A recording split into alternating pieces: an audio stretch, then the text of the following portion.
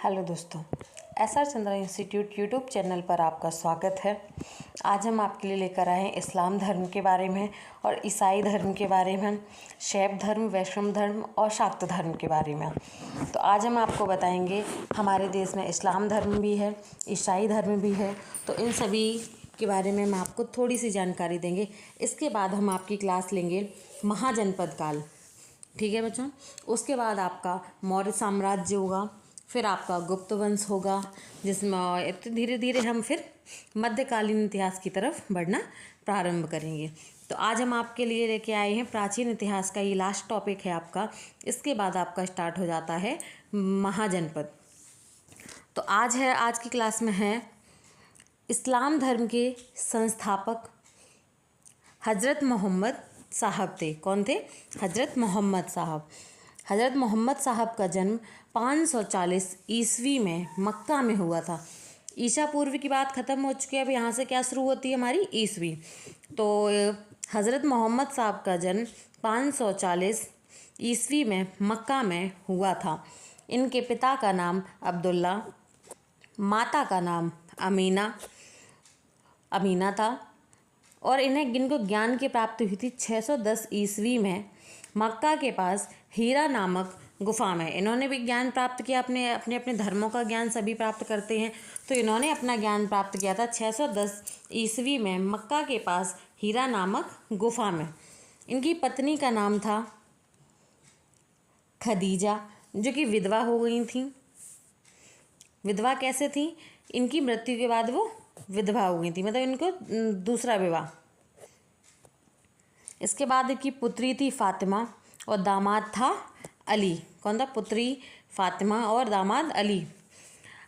इनकी जो हज़रत मोहम्मद साहब की जो पुत्रियां थीं, वो इनकी 3 पुत्रियां थीं। लेकिन यहाँ पर आप कहोगे कि एक ही पुत्री का नाम क्यों है?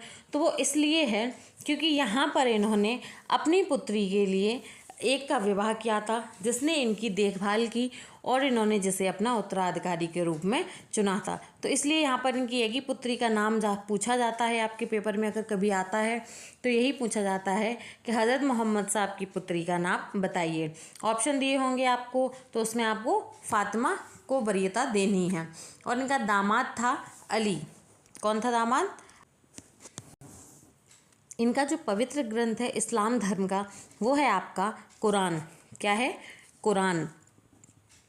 और हज़रत मोहम्मद साहब की मृत्यु हुई थी 632 ईस्वी में। इन्हें मदीना में दफनाया गया था, मतलब इनकी मृत्यु हुई है मदीना में, तो इनको वहीं दफनाया गया था 632 ईस्वी में। अब यहाँ देखो, इस्लाम धर्म के 2 भाग हैं। इस्लाम धर्म के 2 भाग हैं। कौन कौन से हैं? शिया और सुन्नी। देखो, दोनों शिया और सुन्नी जो हैं, उनके दोनों अलग अलग मत हैं। कोई कुछ कहता है उनके बारे में, तो कोई कुछ, दोनों एक दूसरे के विपरीत क्रम में हैं। तो देखो, शिया अली की शिक्षाओं में विश्वास रखते थे। शिया के अनुसार मोहम्मद साहब का उत्तराधिकारी अली था।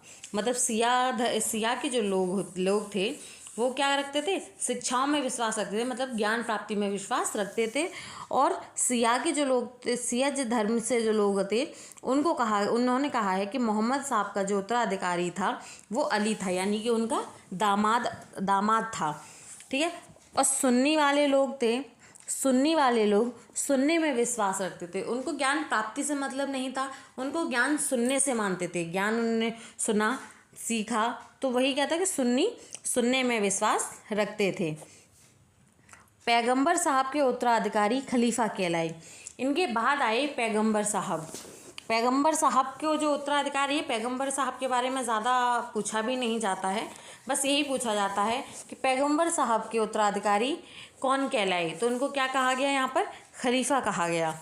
पैगंबर साहब का जन्मदिन ईद ए मिलाद उन नबी पर्व के रूप में मनाते हैं। आपके मोहम्मडन्स के जो त्यौहार है, उसमें पैगंबर साहब का जो जन्म दिवस है वो ईद ए मिलाद उल नबी पर्व के रूप में मनाते हैं। ईद बोलते हैं, ईद के रूप में मनाते हैं। ठीक है। तो पैगंबर साहब का जीवन चरित्र इब्न इसाक ने सबसे पहले लिखा। व्यक्ति थे इब्न इसाक, जिन्होंने पैगंबर साहब का पूरा जीवन का पूरा चरित्र चित्रण लिखा था। जैसे वो अपने हिंदू धर्म में बोलते हैं कि उनका उनका चरित्र कैसा है, उनका जीवन काल में क्या क्या हुआ क्या नहीं हुआ, तो वही यहाँ पैगंबर साहब के जीवन का चरित्र जो लिखा था वो इब्न इशाक ने सबसे पहले लिखा था। इसके बाद है भारत में सर्वप्रथम इस्लाम का आगमन अरबों ने किया। भारत में इस्लाम धर्म का जो आगमन था वो आपके अरबों द्वारा किया गया। ठीक है, अब बात आती है यहाँ पर कुछ समय ईसाई धर्म भी है आपका। जो ईसाई धर्म के संस्थापक ईसा मसीह, ठीक है, और ईसाई धर्म का जो धर्म ग्रंथ है वो है बाइबिल। जैसे अपने यहाँ रामायण है, महाभारत है, गीता है, वैसे ईसाई धर्म का क्या है, बाइबिल नामक। और ईसा मसीह का जन्म हुआ था जेरूशलेम के निकट बैतलेहम स्थान पर, जो कि कहाँ है आपका, इजराइल में। तो इजराइल में इनका जन्म हुआ था। और आजकल जो सभी लोग क्रिसमस मनाते हैं 25 दिसंबर को, तो आपका इनका जो जन्म है उसको हम क्रिसमस के रूप में मनाते हैं। कितनी तारीख को मनाते हैं, 25 दिसंबर को। 25 दिसंबर को मनाते हैं कि क्रिसमस डे के रूप में। ठीक है, अब है आपका इनका जीवन काल। इनका जो जीवन काल था वो बढ़ई के रूप में था। किसके रूप में था, बढ़ई के रूप में। इनका जो शिष्य थे, इनके 12 शिष्य थे। 12 में से 2 शिष्य को सबसे ऊपर रखा गया क्योंकि वो उनके थोड़े ज़्यादा करीब थे। एक है आपका एंड्रयू एवं पीटर। इन 2 शिष्यों का जिक्र ज़्यादा किया जाता है, वैसे इनके 12 शिष्य थे। इनका जो पवित्र चिन्ह था वो क्रॉस था। क्रॉस कैसा क्रॉस था, आपने सभी ने देखा होगा कि बहुत से लोगों को उन्होंने ऐसे करके वो पहने देखा हुआ होगा, ऐसे करके व्यक्ति के रूप में ऐसे होगा और ऐसे करके। तो ये क्या है, क्रॉस, जो एक दूसरे को काट रहे हैं, तो ये क्या हो गया, क्रॉस करना। तो इनका जो प्रतीक चिन्ह है वो क्या है, इनका क्रॉस। और ईसा मसीह की जो मृत्यु है वो 33 वर्ष की आयु में मृत्यु हुई थी। ठीक है, अब बात आती है शैव धर्म। आपसे पूछ लिए जाते हैं कि शैव धर्म से संबंधित प्रमुख मंदिर, जो हमारा शैव धर्म है उससे रिलेटेड कौन कौन से मंदिर हैं और कहाँ पर है। तो आपका पहला मंदिर है